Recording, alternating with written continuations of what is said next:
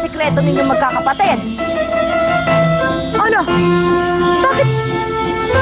Bakit umiilaw yung mga bololoy na basurang kinapit ko sa puno? Ay! May mukha yung puno! Naku, may maligdo dito sa puno. Tsaka po sa sabihin!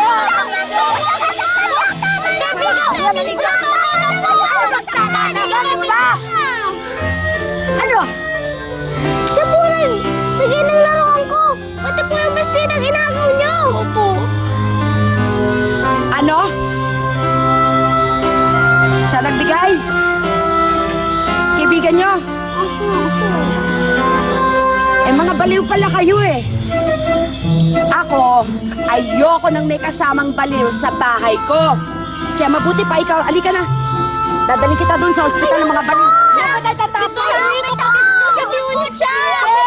Siya wala kayo nakatulong sa kapatid ko! Ano? Patay na mga magulang ninyo. Ako na lamang ang natitirang may karapatan sa inyong mga magkakapatid. Kaya kong gawin ang gusto kong gawin. Ikaw, halika na. Ayoko! Siya!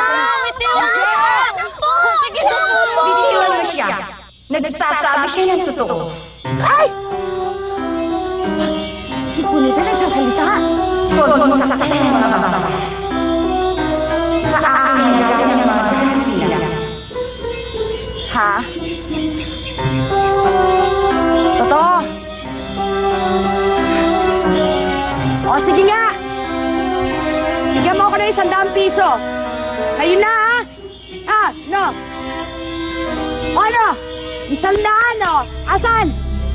Asan? Siguro ho, kaya ayaw niya kayong bigyan kasi masama ka. Ah, ganon. O, pwes, sige. Ikaw ang humingi na 100 para sa akin.